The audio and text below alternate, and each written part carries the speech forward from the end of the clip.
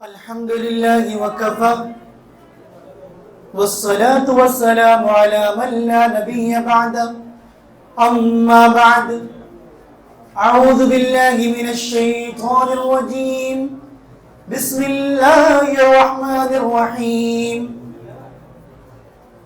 وما أبرئ نفسي إن النفس لأمارة بالسوء إلا ما رحم ربي إن ربي غفور رحيم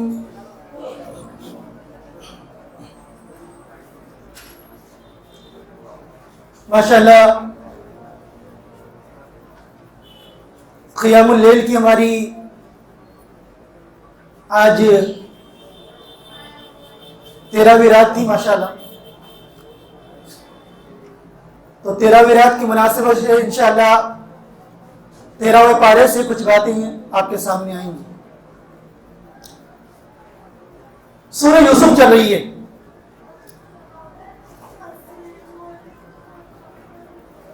سورہ یوسف کے 12 پارے کے حصے کے آخر کے اندر بادشاہ کا ایک خواب ہے. بادشاہ نے کیا خواب دیکھا کہ 7 موٹی گائے ہیں اور 7 دبلی گائے ہیں. یہ جو 7 دبلی گائے ہیں یہ 7 موٹی گائے کو کھا رہی ہے اور 7 ہری بڑی بالیاں ہیں اور 7 سوکھی خشک بالیاں ہیں. اب بادشاہ کے دربار میں کاہنوں کو بلایا گیا کہ بھئی یہ بادشاہ کا خواب ہے، بتاؤ تعبیر کیا ہے. تو ان لوگوں نے کیا کہا؟ قالوا اضغاث واحلام، یہ تو یہ ویسے ہی اڑتے اڑاتے خواب ہیں، پراگندہ خواب ہیں. کہ یہ تو یوں ہی ہے، کوئی تعبیر والی نہیں ہوتی ان کی. اب بادشاہ نے یہ خواب کئی مرتبہ دیکھا اور اس کو یقین تھا کہ کچھ نہ کچھ اللہ رب العالمین بتانا چاہتا ہے خواب کے اندر. اور یہ ذو معنی خواب تھا. تو یوسف علیہ السلام جب جیل میں تھے تو 2 قیدی ملے تھے ان سے. انہوں نے بھی خواب دیکھے تھے.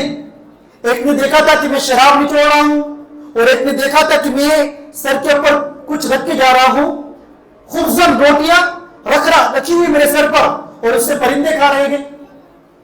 تو یوسف علیہ السلام نے خواب کا جواب یہ دیا تھا کہ ایک تو بادشاہ کا ساقی بن جائے گا اور ایک جو ہے سولی کے اوپر چڑھا دیا جائے گا. تو جو بادشاہ کا ساقی بنتا اس سے یوسف علیہ السلام نے کہا تھا کہ دیکھو بادشاہ کے سامنے میری بے گناہی کا تذکرہ کرنا، لیکن وہ بھول گیا. اب وہ جو شخص تھا، وہ جو ساقی تھا، اس کو یاد آیا کہ ہاں یوسف علیہ السلام جیل کے اندر ہیں جو اس خواب کی تعبیر بتا سکتے ہیں. وہ فوراً گیا، کہا کہ یوسف علیہ السلام یہ خواب ہے، اس کی تعبیر بتائے. اور اللہ رب العالمین نے یوسف علیہ السلام کو خواب کی تعبیر بتانے کا معجزہ دیا تھا، معجزہ ملا تھا ان کو. تو انہوں نے کیا بتایا کہ تم لوگ 7 سال کھیتی کرو گے، خوب کھیتی ہوگی، لیکن اس کے بعد جو 7 سال آئیں گے وہ ایک دم خشک سالی کے ہوں گے، بالکل قحط ہوگا. تو جو تم یہاں بچا کے رکھ لو گے وہی اس کے اندر کھاؤ گے. پھر اس کے بعد بھی جو 7 سال آئیں گے، جو زمانہ آئے گا اس میں خوب اللہ رب العالمین تمہارے لیے فراوانی کرے گا. وہ گیا تو بادشاہ کو خواب کی تعبیر بتائی. بادشاہ بہت خوش ہوا، کہا بلا کے لاؤ ان کو میرے پاس میں. کون ہیں اتنے علم والے؟ یہ پہنچا یوسف علیہ السلام کے پاس میں، کہا کہ بادشاہ آپ کو بلاتے ہیں. کہا میں نہیں جاؤں گا. کیا کہا؟ میں نہیں جاؤں گا جب تک میری بے گناہی پوری قوم کے سامنے نہیں آئے گی، میں یہاں سے نہیں نکلوں گا. عورتوں کو بلایا گیا جنہوں نے اپنے ہاتھوں کو کاٹ لیا تھا. زلیخا آئی. اب اللہ کا کرنا دیکھیں، ساری عورتوں نے زلیخا کے خلاف گواہی دی، کہا کہ وہ بے قصور ہیں، خطا اس کی ہے. اب جب زلیخا کو لگا کہ سب تو پردہ چاک ہو گیا ہے، وہ خود کہنے لگی ہاں بالکل صحیح بات ہے کہ میں نے ہی یوسف کو بیڑا پھسلایا تھا اور اس کی کوئی خطا نہیں ہے. اب جا کر کے 12 پارے کی آخری آیت سے اور شروع کی 13 پارے کی آیت سے یہ پارہ شروع ہو رہا ہے. دونوں قول غالباً یوسف علیہ السلام کے. کیا کہتے ہیں کہ میں نے اپنی رہائی کو پہلے قبول کیوں نہیں کیا؟ کیوں نہیں کیا قبول؟ میں نے اپنی بے گناہی کیوں چاہی؟ تاکہ جو عزیز مصر کے جنہوں نے مجھے پالا ان کو یہ پتہ لگ جائے کہ میں نے ان کے ساتھ میں خیانت نہیں کی.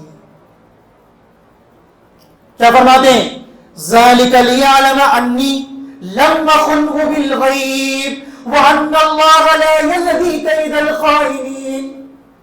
کہنے لگے ایسا اس لیے گے تاکہ وہ جان لیں کہ میں نے ان کی غیر موجودگی میں کوئی خیانت نہیں کی اور اللہ رب العالمین خیانت کرنے والوں کو ہدایت نہیں دیتا. اب یہاں سے 13 پارہ شروع ہو رہا ہے. وَمَا أُبَرِّئُ نَفْسِي إِنَّ النَّفْسَ لَأَمَّارَةٌ بِالسُّوءِ إِلَّا مَا رَحِمَ رَبِّي. میں اپنے نفس کی پاکی بیان نہیں کرتا.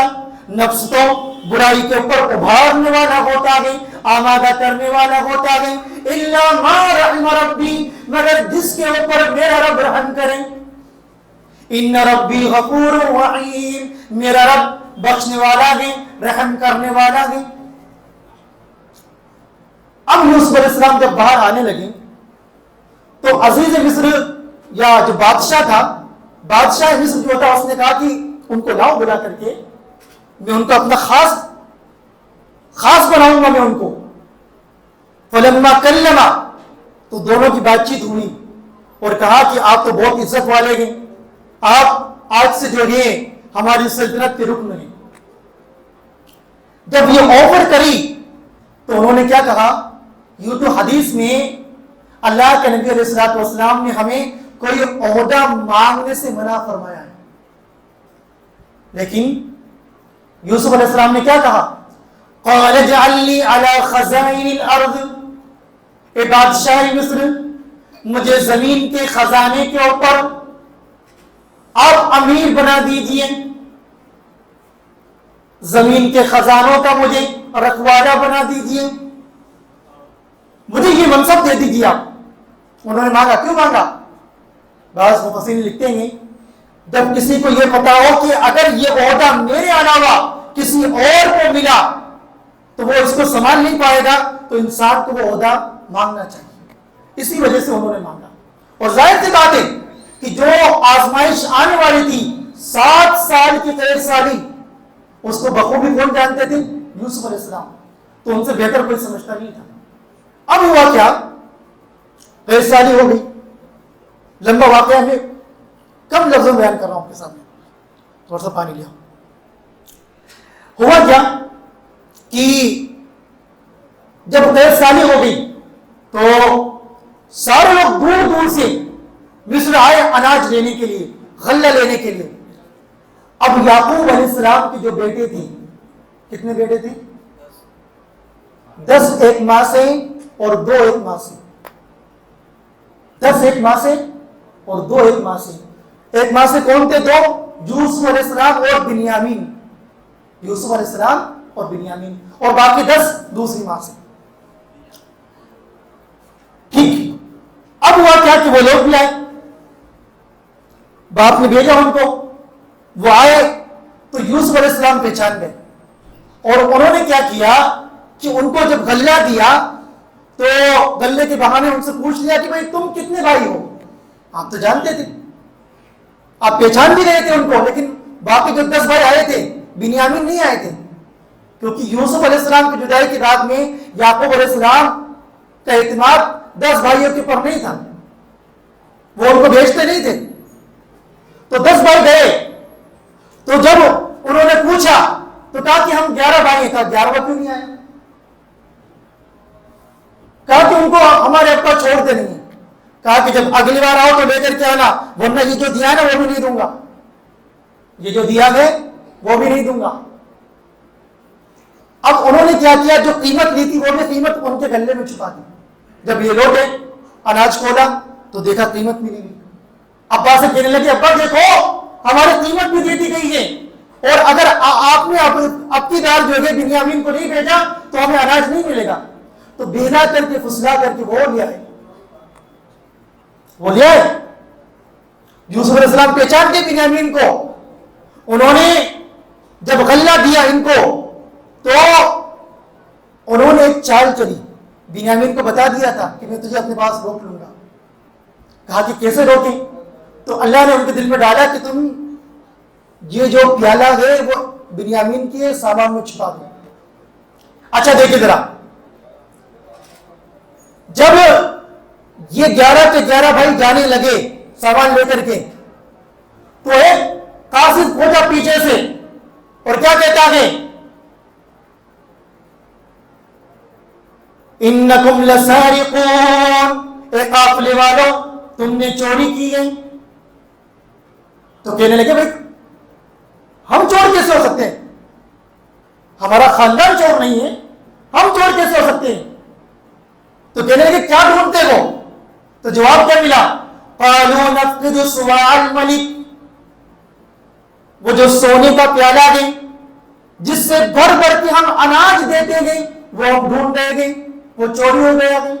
کہا چیک کر لیں. تو پہلے 10 بھائیوں کا چیک کیا گیا، ایک ایک کا کھولا گیا، کسی کے نہیں ملا. اور آخر میں بنیامین کا سامان کھولا گیا تو اس میں پیالہ ملا. تو ان 10 بھائیوں نے کیا کہا؟ کیا کہتے ہیں؟ قالوا ان يسرق فقد سرق اخ له من قبل، اگر اس نے چوری کی ہے، بنیامین نے چوری کی ہے، تو اس سے پہلے اس کے بھائی نے بھی چوری کی تھی. کس کے اوپر الزام لگایا؟ یوسف علیہ السلام کے اوپر. اور صاف سن رہے ہیں یوسف علیہ السلام، دیکھ رہے ہیں کہ میرے بھائی کیا الزام میرے اوپر لگا رہے ہیں، اور دل دل میں کہہ رہے ہیں قال انتم شر مکانا، تم بہت برے مقام پر.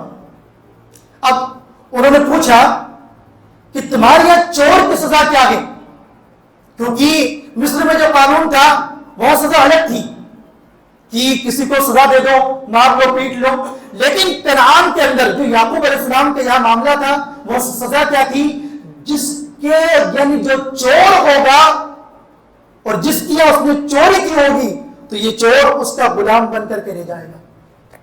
تو اب کیا معاملہ نکلا کہ بنیامین کہاں رکیں گے؟ تمہارے خود کے قانون کے مطابق بنیامین یہاں رکیں گے. اب جو بڑا بھائی تھا بڑا شرمندہ ہوا، کہا میں نہیں جاؤں گا. ابا نے ہم سے ایک لیا تھا جاتے وقت، کہا کہ بنیامین کو تم جو ہے اس کی حفاظت کرو گے. کہا میں نہیں جاؤں گا، تم جاؤ، قافلے والے کو لے جاؤ. وہ گئے، ابا کو بتایا چوری کی ہے. ابا نے کیا کہا؟ پھر تم نے وہی بات بنا دی. کہا میں پھر وہی صبر کروں گا. صبر جمیل. صبر جمیل کا مطلب جانتے کیا ہوتا ہے؟ جس میں شکوہ نہیں ہوتا، شکایت نہیں ہوتی. اب کیا ہوا؟ یعقوب علیہ السلام کی روتے روتے آنکھیں سفید ہو گئی، اندھے ہو گئے، نابینا ہو گئے. پھر جب دوبارہ پہنچے یہ لوگ ریکویسٹ کرنے کے لیے، اس وقت یوسف علیہ السلام نے بتایا کہ یہ میرا بھائی ہے اور میں یوسف ہوں. سارے حق کے بکے رہ گئے.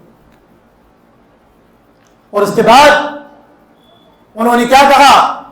انہوں نے کہا کہ یہ میری قمیص لے جاؤ ابا کے پاس میں اور ابا کے چہرے پر ڈالنا، بینائی لوٹ کر کے آ جائے گی.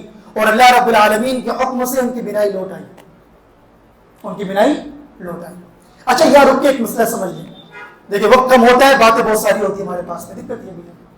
مسئلہ کیا سمجھنا ہے کہ یہ جو پیرہن ہے نبی کا، نبی کی قمیص تھی، تو بعض لوگ کہتے ہیں کہ دیکھو نبی کی قمیص سے شفا مل رہی ہے. جب نبی کی قمیص شفا دے سکتی ہے تو نبی کیوں نہیں دے سکتے؟ لوگوں کے عقیدے کی دلیل مل گئی کہ دیکھو نبی کو شفا مل رہی. آپ دیکھیں، اور پھر یعقوب علیہ السلام کہتے ہیں دور سے جب ابھی چلنا شروع ہوئے تو یعقوب علیہ السلام نے کیا کہا تھا کہ اگر تمہیں اوپر بڑھاپے کا الزام نہ لگاؤ تو مجھے یوسف کی خوشبو آ رہی ہے، مجھے یوسف کی خوشبو آ رہی ہے. تو لوگ کہتے ہیں کہ دیکھو کتنی دور ہے اور خوشبو آ گئی. آپ دیکھیں جب یہی بھائی تھے، جب ابا کے پاس میں آئے تھے، خون میں یوسف کی قمیص کو لپیٹ کر کے، تو خون تو نہیں ہوا تھا نا، کہاں ڈالا ہوا تھا؟ کنویں کے اندر. اور یعقوب علیہ السلام سے کنواں دور نہیں تھا، پاس میں تھا. لیکن اس وقت یعقوب علیہ السلام کو پتہ نہیں چلا. اگر سب کچھ جانتے ہیں تو پاس میں کنواں تھا، یعقوب علیہ السلام کو پتہ نہیں چلا میرا بیٹا وہاں ہے، اور نکال کے لے آتے. اور یہاں دور سے پتہ لگ گیا، خوشبو آ گئی دور سے. ایسے نہیں آتی، اللہ تعالیٰ یہ کرواتا ہے، اللہ رب العالمین یہ معاملات کرواتا ہے، جو کرنا اللہ چاہتا ہے وہ کرتا ہے۔ اور یہ ہم لوگ 7 پارے میں پڑھ کے آ چکے ہیں، معجزے دکھانا خود نبی کے اختیار میں نہیں ہوتا۔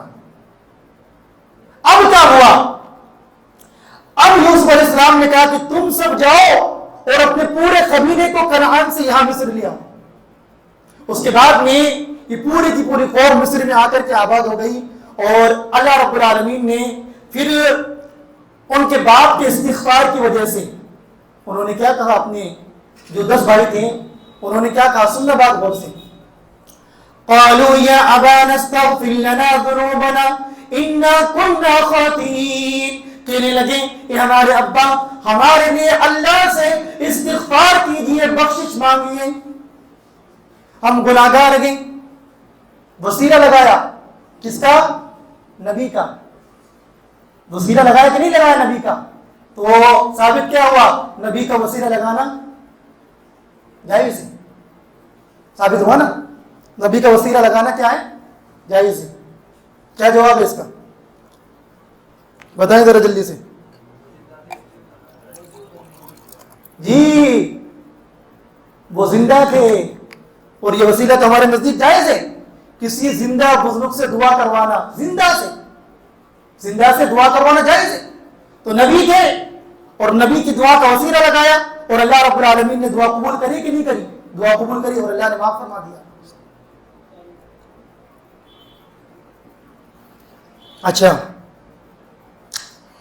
اس کے بعد میں اللہ رب العالمین ایک بات فرماتا ہے اپنے نبی سے، وَمَا أَكْثَرُ النَّاسِ وَلَوْ حَرَصْتَ بِمُؤْمِنِينَ۔ اے نبی جناب محمد رسول اللہ صلی اللہ علیہ وسلم، آپ کی کتنی خواہش کیوں نہ ہو، کتنی حرص کیوں نہ ہو، آپ کی 1000 حرص کے باوجود ان میں سے اکثر لوگ ایمان نہیں لائیں گے۔ ایمان لانے والے کتنے ہوئے ہر قوم میں؟ ہمیشہ تھوڑے۔ اور اچھا، اب وہ آیت آ رہی ہے، کون سی آیت؟ تو کان کھول کے سن لیں، اللہ کیا فرماتا ہے؟ سورہ یوسف کی بڑی مشہور آیت، آیت نمبر 106، وَمَا يُؤْمِنُ أَكْثَرُهُمْ بِاللَّهِ إِلَّا وَهُمْ مُشْرِكُونَ۔ اکثر لوگ اللہ پر ایمان تو لے آتے ہیں، کلمہ لا الہ الا اللہ محمد رسول اللہ پڑھ تو لیتے ہیں، کلمہ توحید کی گواہی دے تو دیتے ہیں، لیکن حال کیا ہوتا ہے؟ تب بھی وہ مشرک رہتے ہیں۔ کیا رہتے ہیں؟ مشرک۔ تو جو لوگ یہ کہتے ہیں کہ جو لوگ ایمان لے آئے وہ شرک نہیں کر سکتے، یہ غلط ہے۔ آپ دیکھیں، خود بنی اسرائیل کی قوم جب اللہ نے نجات دی تو موسیٰ علیہ السلام سے کیا کہا؟ اجعل لنا الہا کما لہم آلہہ، ہمارے لیے ایسا معبود بنا دیجیے جیسے ان کا معبود ہے۔ قوم تو جا رہی تھی شرک کرنے، اور بچڑے کی پوجا کی تھی کہ نہیں کی تھی؟ قوم نے ایمان لانے کے باوجود بچڑے کی پوجا کی کہ نہیں کی؟ شرک کیا۔ اور خود اللہ کے نبی سے صحابہ نے کیا کہا تھا؟ ہمارے لیے ذات انوار بنا دیجیے جس میں لوگ جو ہے اپنے اس درخت کے اندر تلواروں کو لٹکاتے، فلاں چیزوں کو لٹکاتے، مسلمان ہونے کے باوجود کہتے ہیں۔ اور یاد رکھنا، اللہ کے نبی نے کیا فرمایا؟ لا تقوم الساعة حتى تلعق قبائل من امتی بالمشرکین وحتى يعبدوا الاوثان۔ لوگوں یاد رکھنا، ترمذی کی حدیث ہے، اللہ کے نبی علیہ الصلوۃ والسلام فرماتے ہیں قیامت نہیں آ سکتی یہاں تک کہ میرے امت کے بعض قبیلے مشرکین سے مل جائیں گے اور میری امت کے اندر بتوں کی عبادت ہونے لگے گی۔ ہاں سننا بات غور سے، میری امت کے اندر وہ معاملہ بنے گا کہ میری امت کے بعض قبیلے مشرکین سے ملیں گے، اور اوثان، کیا لفظ کہا اللہ کے نبی نے؟ اوثان، اصنام نہیں کہا، سننا بات غور سے، اصنام نہیں کہا، کیا کہا؟ اوثان۔ اور اوثان کسے کہتے ہیں؟ اللہ کے نبی دعا کرتے ہیں اللہم لا تجعل قبری وثنا یعبد، اے اللہ میری قبر کو وثن نہ بننے دینا جس کی عبادت کی جائے۔ کس کے لیے کہا؟ قبر کے لیے کہا۔ لہذا اگر قبر کی عبادت کی گئی تو وہ کیا بن گئی؟ کیا بن گئی؟ وثن بن گئی، اور وثن کی جمع کیا گئے؟ اوثان گئے۔ اور آج امت مسلمہ کے اندر جو ہمارے احباب کلمہ پڑھنے والے ہیں، شیطان نے ان کو سب سے زیادہ کس شرک میں لگایا ہوا ہے؟ اوثان پرستی میں، اصنام پرستی میں نہیں، کس میں؟ اوثان پرستی میں۔ اور اس کے بعد سورہ رات شروع ہوتی ہے اور اللہ ایک بات کہتا ہے، سنو، فلسطین کی فکر ہے نا، سنو اللہ کیا کہتا ہے، ان اللہ لا یغیر ما بقوم حتی یغیروا ما بانفسہم، اللہ تعالیٰ کسی قوم کی حالت کو اس وقت تک نہیں بدلتا جب تک قوم خود اپنی حالت کو نہ بدل لے۔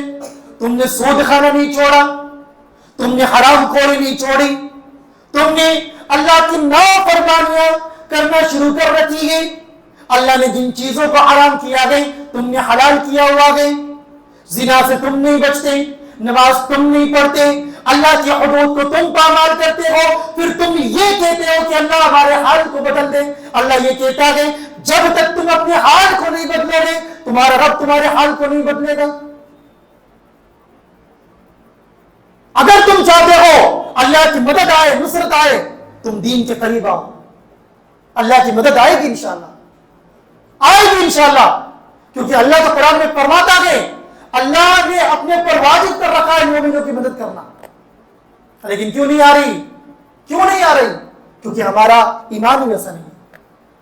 اور دیکھیں اللہ فرماتا کیا ہے آگے چل کے، ایک مثال دیتا ہے، لہو دعوت الحق، دعا کرنا، اگر کسی کو پکارنا حق ہے تو وہ اللہ کی ذات ہے، والذین یدعون من دونی لا یستجیبون لهم بشیء، اللہ کو چھوڑ کر کے جن کو بھی تم پکارتے ہو وہ تمہاری کوئی پکار قبول نہیں کر سکتے، نہیں سن سکتے، الا کباسط کفیہ، ایسے شخص کی مثال اس کی طرح گئی، لیبلغ فاہ وما هو ببالغ، اللہ فرماتا ہے ایک مثال دیتا ہے کہ ایک آدمی دریا کے کنارے چلا جائے، سننا بات غور سے، اللہ نے کتنی پیاری مثال دی، تم جو غیر اللہ کو پکارتے ہو نا، سنو، دریا کے بعد چلا گیا، پار جا کے کھڑا ہو گیا، دریا پانی دے دے دے دے دے دے دے دے، آجا آجا آجا، آ جائے گا دریا کا پانی؟ آ جائے گا؟ آئے گا؟ نہیں آئے گا۔ اللہ نے کیا فرمایا؟ کباسط کفیہ الی الماء، جو اپنے دونوں ہاتھوں کو، اپنے ہاتھوں کو پھیلاتا ہے پانی کی طرف، لیبلغ فاہ، کہ یہ پانی اس کے منہ کو پہنچ جائے، وما هو ببالغ، وہ کبھی پہنچنے والا نہیں، وما دعاء الکافرین الا فی ضلال، اور ایسے ہی ان کافروں کی دعاؤں کا حال ہے، یہ غیر اللہ کو پکار رہے ہیں ہماری سن لو ہماری سن لو، لیکن یہ کبھی سن نہیں سکتے، جیسے کہ پانی کبھی آ نہیں سکتا۔ بات ہے سمجھ میں؟ اللہ نے کتنی پیاری مثال دی، اور اس سے بہتر اللہ کیا سمجھائے گا کہ لوگوں اللہ کو پکارو، جن کو تم پکار رہے ہو تمہاری کوئی اور مدد نہیں سکتی۔ اب آخر میں آ جائیں، باتیں بہت ساری تھی، آخری آیت میں سورہ ابراہیم کی اللہ کیا فرماتا ہے، یہ جو قرآن ہے کیا ہے، یہ طاقوں میں سجانے والی کتاب نہیں ہے، رمضان میں نکالنے والی کتاب نہیں ہے۔ اللہ کیا فرماتا ہے، ھذا بلاغ للناس، یہ لوگوں کے لیے اللہ کا خط ہے، اللہ کا پیغام ہے، وَلِيُنذَرُوا بِهِ، تاکہ اس قرآن کے ذریعے تم لوگوں کو ڈراؤ، وَلِيَعْلَمُوا، اور جان لو کہ انما هو الہ واحد، کہ وہ تمہارا معبود ایک معبود ہے۔ یہ خط ہے اللہ کا، تمہارا بیٹا امریکہ میں ہو وہ تمہیں خط لکھے، اگر وہ کسی ایسی لینگویج میں لکھے جس کو تم نہیں جانتے، تم جاؤ گے اس لینگویج کے جاننے والے کے پاس میں، کہ اب ذرا پڑھ کے بتا کیا لکھا ہے بیٹے نے، بولے کہو گے کہ نہیں کہو گے؟ سمجھنا چاہو گے کہ میرے بچے نے کیا لکھا؟ یہ رب کا قرآن ہے جو کہتا ہے میں نے تمہیں پیغام دیا ہے، میرا خط ہے، اور اس خط کو تم نے طاقوں میں سجا کے رکھا ہوا ہے۔ یہ اس لیے نہیں آیا، یہ پڑھنے کے لیے آیا ہے، اور پڑھنا بھی کیسا پڑھنا؟ سمجھ کے پڑھنا، تاکہ تمہیں ہدایت ملے، دعا کرے کہ اللہ رب العالمین ہمیں صحیح معنوں کے اندر قرآن و سنت کا صحیح فہم عطا فرمائے. اللہ رب العالمین ہمیں زندہ رکھے، اسلام پر زندہ رکھے، خاتمہ فرمائے ایمان پر فرمائے. آمین. تقبل رب العالمین وآخر دعوانا ان الحمد للہ رب العالمین.